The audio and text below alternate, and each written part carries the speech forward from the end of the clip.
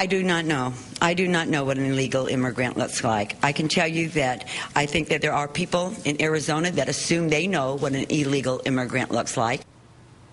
What does an illegal immigrant look like? For all the Arizona governor's explicit promises that racial profiling is not allowed by her state's new Papers, Please law, neither she nor anyone in Arizona has yet been able to describe what counts as reasonable suspicion for a police officer to stop a person and demand that that person prove that he or she is in the country legally. And so Arizona has now asked the federal government for help in determining what criteria police officers should use in figuring out who looks illegal. No word yet if they'll get that help from the federal government, especially since President Obama has ordered the Federal Justice Department to review Arizona's new law in terms of its civil rights implications. Meanwhile, the objections to Arizona's law continue to reverberate. The Board of Supervisors in the city of San Francisco at this hour are considering a resolution to boycott Arizona by ending city contracts with Arizona-based firms. Late today, Mayor Gavin Newsom announced a moratorium on San Francisco city employees' official travel to Arizona. One lawyers group has already dropped a national convention that the group had planned for Arizona for the fall. Tucson Congressman Raul Grijalva, who was a guest tonight on Countdown, continues to call for everyone to boycott his home state. Phil Gordon, the mayor of Phoenix, Arizona's largest city, is of course hoping to avoid a state boycott, but he's described the new law as unconstitutional. The mayor had threatened to sue the state over the new law, but he couldn't get the Republican majority on Phoenix's city council to support him. Late today, Mayor Gordon dropped his pursuit of getting the council's backing on the planned lawsuit and decided to bring the suit on his own. And here's one. Sports writer Dave Zirin, who's been a frequent guest on this show, is urging his readers to boycott the Arizona Diamondbacks baseball team in whatever ballpark they're playing in, both as a symbol of the state and because the team's owners have been such major supporters of the Republican Party, which sponsored and passed the bill. The idea of a civil rights sports boycott is the sort of thing that resonates in Arizona. You might remember that way back in 1987, the state's Republican governor then rescinded Arizona's participation in the federal holiday honoring Martin Luther King Jr. A voter referendum in 1990 also rejected that holiday, leading the NFL Players Association and the NFL in 1991 to yank a planned Super Bowl 27 from the city of Phoenix. The following year, Arizona voters changed their minds about honoring Martin Luther King. The state did get its Super Bowl a few years later in 1996, but not before tourism officials estimate that that time as a pariah state, because of a civil rights issue, cost just the city of Phoenix alone almost 170 conventions and an estimated $300 million in lost revenue. I should probably also mention that Major League Baseball's annual All-Star Game and all of the tourism it brings with it is scheduled for Phoenix next July. Joining us now is Tom Simplot. He is on the Phoenix City Council. Mr. Simplot, thank you very much for being here tonight. I appreciate your time. Hi, Rachel. Happy to be here. What happened this afternoon that prompted Mayor Gordon to not seek a vote from the City Council about suing over this law? Well, two of our colleagues issued press releases basically saying that they weren't going to support the effort and that they didn't think that the mayor had the majority of the votes in order to do that. So at the last minute, the mayor pulled several of us off to the side and said the city charter actually allows him, as mayor, to initiate legal action on behalf of the city. So that's exactly what he did. So we held a press conference and the mayor announced that, in fact, he would initiate the lawsuit with or without the financial backing of the city. And do you support him doing that?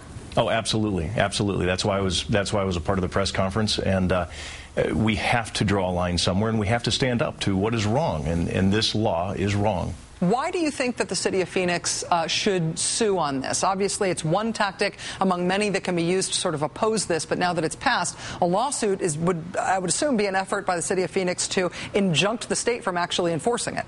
Absolutely. That's exactly the goal.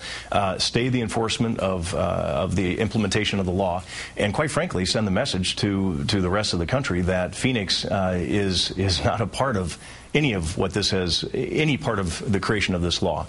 Phoenix is a much more progressive city than, quite frankly, most of the state, and this sends a clear message to that effect. That said, a majority of the city council are Republicans, and those 5 Republican members apparently could not be counted on to support the mayor's proposed lawsuit here. That's right. Are those objections based on their support for the bill, or are they objecting because they just don't want the mayor to be suing on any matter?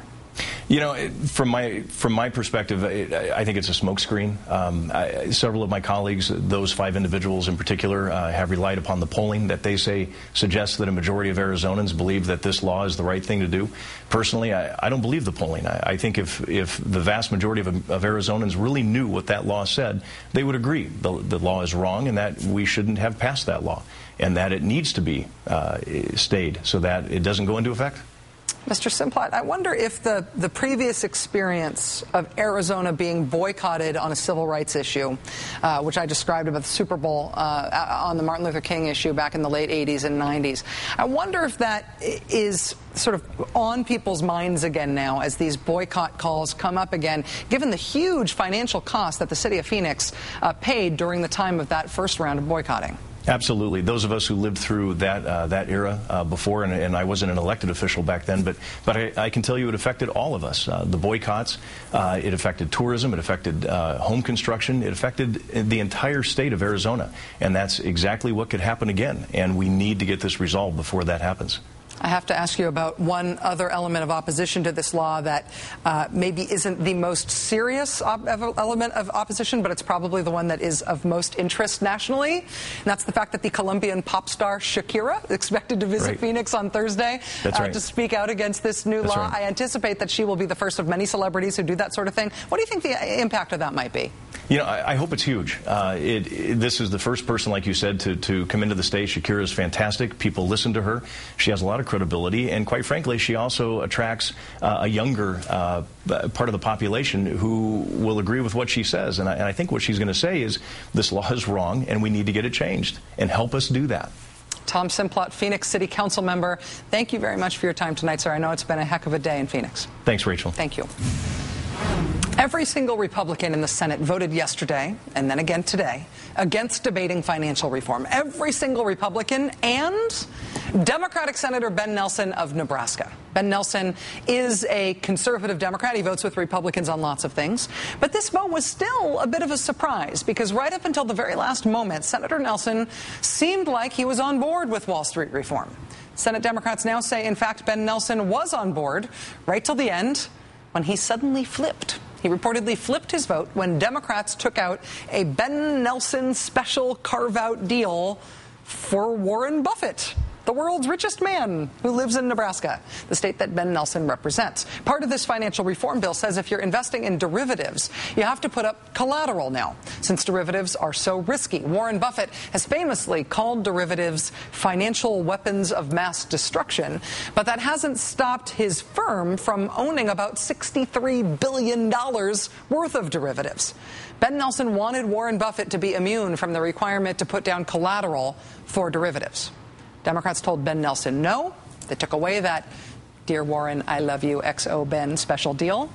And so Ben Nelson pulled his support for the bill, and he lined up with Republicans to kill it. Mr. Nelson, Nebraska, no. Ben Nelson's spokesman is denying to the Roll Call newspaper that Mr. Nelson switched his vote. Mr. Nelson switching his vote had anything to do with a special deal for Warren Buffett. Mr. Nelson himself told the Washington Post that he objected to consumer protection provisions that could harm Main Street businesses back home, including dentists. I have to say, though, no one's backing Ben Nelson up on these denials. Chris Dodd, the Democrats' point man on financial reform, told Roll Call today that the only concerns Ben Nelson raised with him before he voted no were about the derivatives thing. Quote, dentists didn't come up. Another Democratic Senate staffer told Huffington Post today, quote, he was on board until today, and the only thing that changed was the removal of that provision. That provision that would be so nice for Warren Buffett. Bottom line here, Ben Nelson, for now, is siding with Republicans to stop Wall Street reform. His fellow Democrats say it's because they wouldn't let him do a special deal to help Warren Buffett's company, Berkshire Hathaway. And now's the part where I tell you that according to his most recent financial disclosure statement, Ben Nelson and his wife own between $1 and $6 million in Berkshire Hathaway stock. And now's the part where you say, oh yeah, I totally saw that coming.